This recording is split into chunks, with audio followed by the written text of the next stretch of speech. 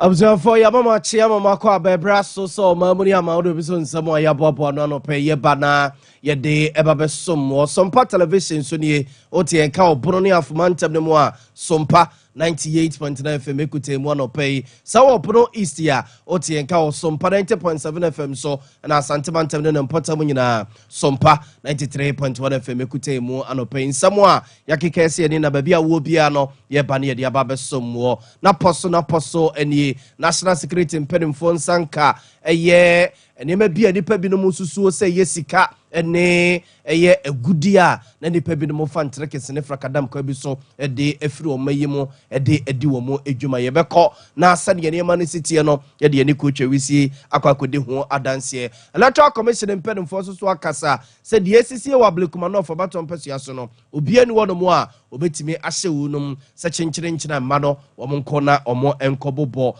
na osoafo a ohwe o mayi ne amahodo nkita wode won sansam so akasa nipa wo ma kwakwa ye passport wa passport na kademu a wo mo emeji ye ne kwanya wo mo ede faso papa ya bobo so de akire yen abzafo weni afofro pi ene akekese ne se kasia ba bia wo bia no anopa ye ba na ye de ababesom 21st clinic adama yesebra na osiate kentiri no a etwetwu otutu no yemfedru nkan na enwane mfiri ne pedua ne mu se akawatim wo no mo ya ye obia no bura ye hospitals ahudo no mo ne ye doctors infidie ene du papa ye wo no yemfa entuase emfama frayen 0540 311 311 0540 311 na ene ye ninkomo yen krabata no edoso Ghana fa na nyina baby will be out of Freyania, a betch or the Ben war, Wako, Yaresa. As for one net, I channel payer, maybe I will be an yet yaba, not yaba some more. The day added an ayabo, Malibia Boga, and your Brenna fin some no, Yankumankasa and Fa and Mamo, and a more chassis, a day, a free and Sebia, a unity, a war, and crapum pudimantem no more, and a national security in Pedim for, and Sa Aqua container beer, near me gumuno, Kamiaka to say Aquaku Yesika. Ene chese agudie enda chese yaboaboa no na omo edi egu adakam se omo di firi omo yi mu akọ se efiri abrochimemu na abeduro se edi ade na omo de kwakoye se ene mo kase national security mpedimfo ensa akasa containers ya yentete yakra kire se na edoso na sa di pabonfo yi asese binomu a ede apewe bi afa se ene mo kase national security mpedimfo ashase eye mfifimu na ebra national security mpedimfo kire se omo ekopie sapema na ewo enkrapompere mantem no omo ekopie containers iso a enema egum no ebi eye sika Ghana sika ebi ena dollars ebunabunu no ebi so eka ho ena omuhu nade bia nade ne se ne yesi akekere nafa no na ekabia kwakote se akoyesika akọ gold bia ni nyina no womo aboaboa no ne yahye ne nakam wono ma hye ewo nakam saa ye de roba afa ho saa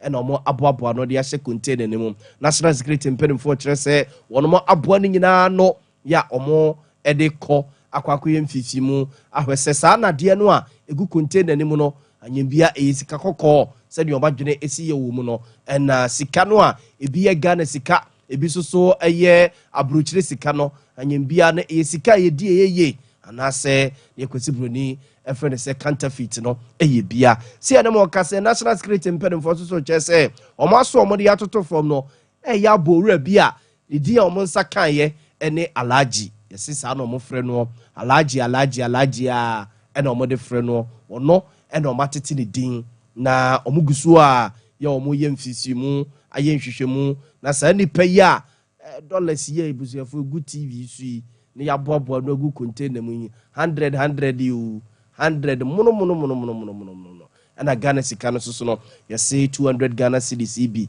ana 100 Ghana cedis di sokra wom 50 Ghana cedis ya ni nyina no omo aboa no agu eye naka omo titi ye kra che se containers ne ye makomako eye dumyenu na omo duru honom no na che se containers na koka be 9 ene nsia bia like I said dodo no a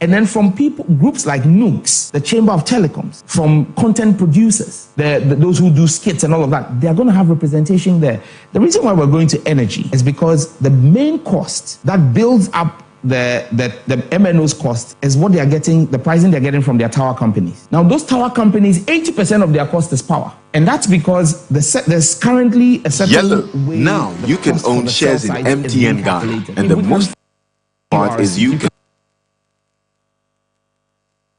Abusuafo nti wei aye oswafo show meyi jese yenkra to ne yenkita wudie ho nsensem so e wa befo contemporary de kwa so wura Sam George na yete ne nke nyina e data bo no a aye dindindin ya yeto a yentimi entosese no na ekwan a wode ba befa so na obobo so kakra e de akire ye no afeye mfomo enko passport won nsensem oswafo a wana show meyi ani amahodo nkita wudie ho nsensem so a se ne ye be passport wa ne nyina so ehye na tran ye na se owura eye Samuel Okujetu Blackwater ya tugya se nipa pinu a na akwaye ye passport wa bisine wo mo emamaji ya ne nyina sum honum no se ekwan wo mo de saa nhihye no anase saa de ne ba befa so se wo mo ene delivery wo mo a delivery wo mo ye bie e ba be didi nkomo wo mo de afidie titafo mutu sakre be ye adwuma wo mo so wo mo de kais no na de delivery ni bi ekono wo mo ene wo mo nyina ba be didi nkomo na ene ne kire ya obi bia wa passport wa wo magi ye da so sum honum no wo mo de atoa wo no be bia wo no mo ewo bia. One of the new departments we'll be setting up is the delivery unit. We are going to establish a delivery unit that will be assessing everybody, assessing our missions, assessing our priority areas, and making sure that everybody is delivering. You've heard the priority areas that President Mahama wants us to focus on. One, passport reforms. It is totally unacceptable that we still have all of these bottlenecks. We have Guru boys that you cannot be at home or in your office, apply for a passport and have it delivered to you. You still have to go and do biometrics. Everybody's doing biometrics from NVLA and all of that. When we have a Ghana card, it's not been addressed. So there is, I mean, they themselves in the current updates they have provided, it's clear that there are challenges. So I'm saying that, look, let's overhaul the system. It would be possible to apply for your passport and have it delivered to you at home. You don't have to go give your biometrics out when you already have your biometrics in the system with government, either with the NIA, Ghana Card. Sure. We need to synchronize. We need to the silos that we have, you know. So it's a political will, and unfortunately, I'm having great discussions with.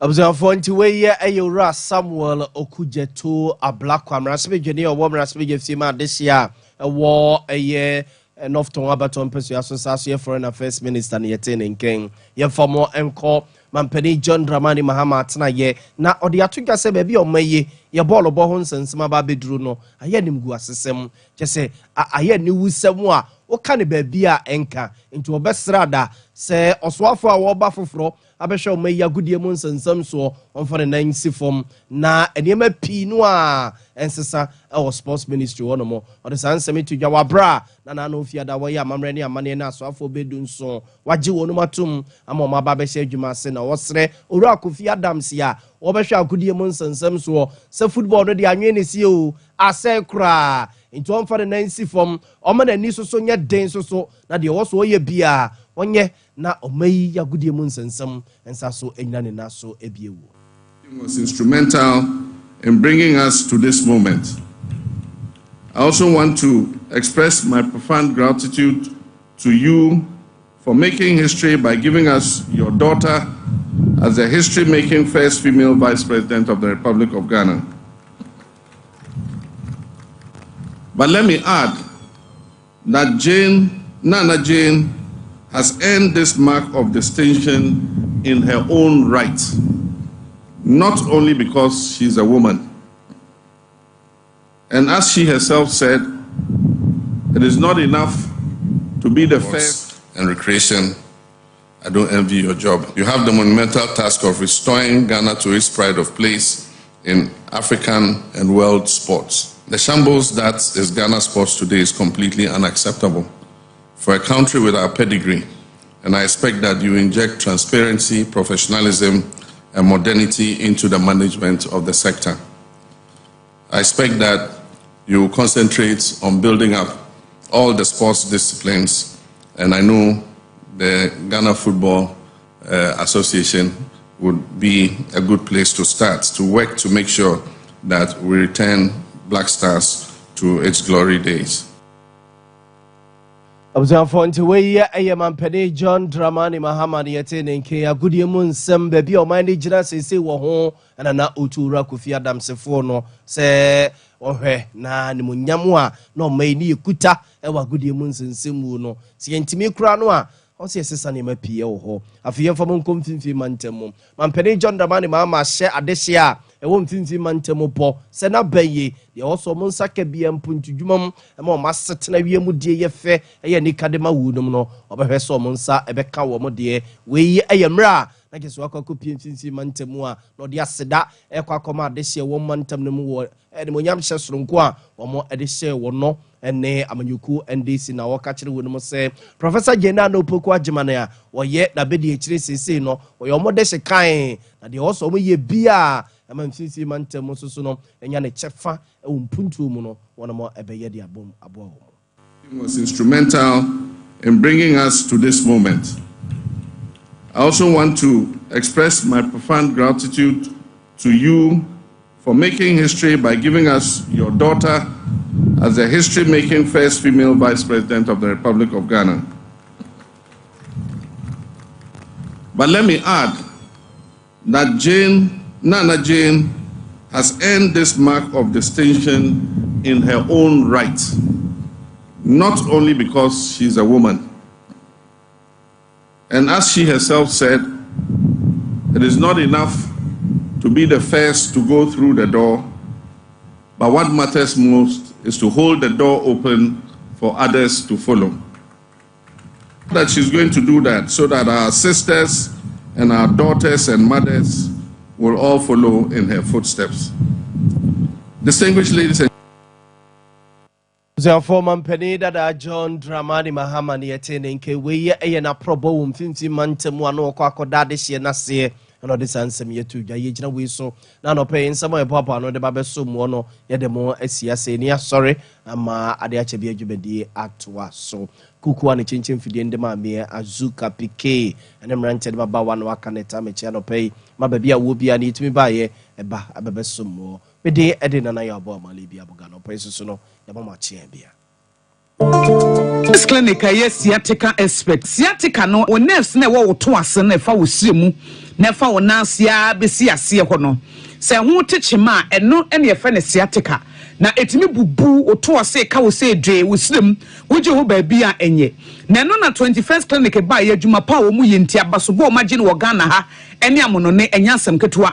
Womuji international awards ahodo womuji local awards ahodo na anu nso na womu be the only sciatica research and treatment center in Africa bibrim hano ebi ni baby agi se 21st clinic nkwa womuji bibidro ene besa o yare no masa de machine aka ho yare sabia yare bia wutimi de ko ne mama de ba ko a womagidi womu pa no sciatica ena stroke nso de kwa diabetes ne hypertension ni ade Ghana ha ba bia wo mo ho 0540 311 311 0540 311 311 na 21st clinic wo mo ye sciatica expert. Hey sewa me hu acho me na no me bisa ekra so kwa brochu Kwaku, afraina mebeko. Menkrata krani. Hey, eni me ma connection man for den kofo sika dwane ne wanya otedi musa no. Oh, Express Group adornment. According to IF4, opeso to kwan kosua dia. Express Group do be call mind me to say Canada, US, Australia, UK, and Germany. Say a tour and as a visit in Swa. Express Group do be call Dubai, Canada, US, Australia, and Germany. Mo amu peso mo to kwan koye jumanso. Obet me do wako Dubai, Qatar, and as South Korea. If you also want to take international tests like SAT, IELTS, TOEFL, GRE, GMAT, they can help you pass easily. They can also help you secure a good job in the UK. You should mention Akwa Kumasi, Asafo Labour runabout Accra and so Omo Nation First Light, Tema Omo Community 18 Lashabi Girl Filling Station. For more Ahmad for ISO 055 555 0067 and 0249 000448. If I shop, I'm not sure you're bad. Brother, and not to him.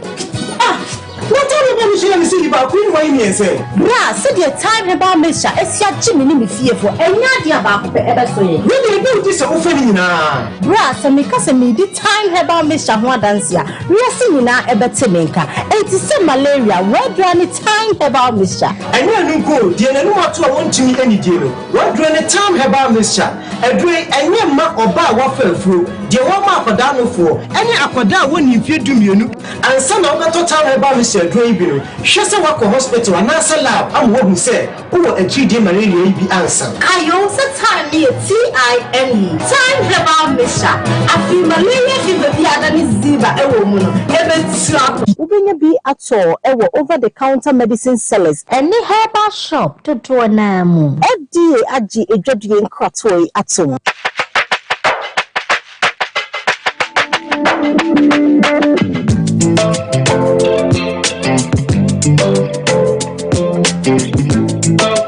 To be sure, the near for Yadich Nabrena or my Dimpa Natural Health Clinic, Kumasi James one. Now on Casay for Yadi any IRSA. So what the other peptic, gastric, duodenal ulcer, acid reflux, GERD, and H. pylori. Dimpa Natural Health Clinic, Ayo Kumasi Dichemso. Yana ya specialized area for Yadi Ejimo, and into the Yanya Abaso body as the best center for the treatment of stomach ulcer cases. You have a variety of products, both foreign and local health. Say Oyefu Yadi no ama oyem no tutu, ama obuano, ama okokona eye time, ama utia oya, den obi owa ne de no esinachi. To say there will be an accident and as a baby akoso on echi. Yehwe all chronic cases. Hwehwe Dimpa Natural Health Clinic. Ye wo Dichemso Kumasi Dimpa Natural Health Clinic. Dimpa ayesone ahonya.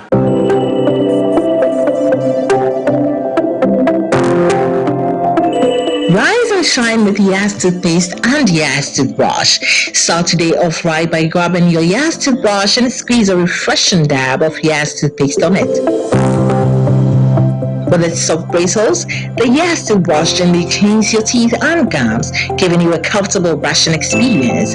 As you brush, feel the powerful formula of Yas toothpaste working its magic, removing every stain in the cavity and leaving your teeth sparkling and fresh. Plus, Yas toothpaste helps make your teeth whiter and protect your gums, keeping them healthy and strong. Choose from our 3-variant toothpaste: Total Care, Herbal, and Wild. Make Yas toothpaste and Yas toothbrush a part of your morning routine and start your day with a confident smile. Yas toothpaste and toothbrush, caring brand for caring families. SHS 1, 2, and 3 applications have started at St. Andrews Senior High School, and I have good news. Have you finished PEC and not been placed in a school of your choice? Do you want to rewrite your WASI? Have you been posted far from home? Have you been placed in a day school but you prefer a boarding school? Or you have not been placed at all? Don't worry, just hear me out. Your best bet is St. Andrews Senior High School, a grade A SHS with excellent facility and a wonderful teaching and learning atmosphere. We offer general arts, business, home economics, agric science, general science, and visual art. We are located at Accra, Asinfosu, New Edibiase, Dunkwa Ofin, Takradi Shama, Mankasim, and Seshi Asawenso. St. Andrews Senior High School. We are always in the lead.